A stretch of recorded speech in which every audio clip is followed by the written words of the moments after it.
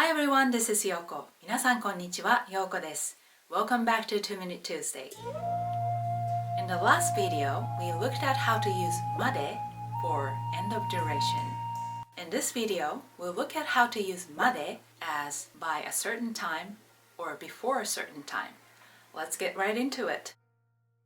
When you attach a particle に to までに, it can indicate by certain period of time, by the time, before someone does something or something happens.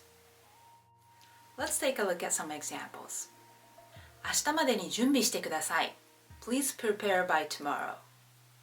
In this example, までに is attached to a time reference 明日, which means tomorrow. 明日までに by tomorrow. 明日までに準備してください.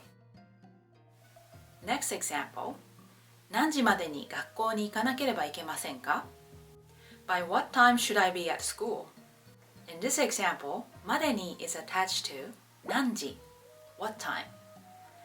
何時までに by what time.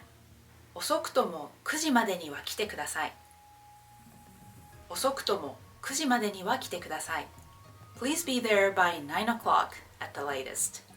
In this example, までにはis attached to 9 o'clock, 9時. When you add another particle, は in addition to に 9時までには you can emphasize the time limit. Alright, how was it?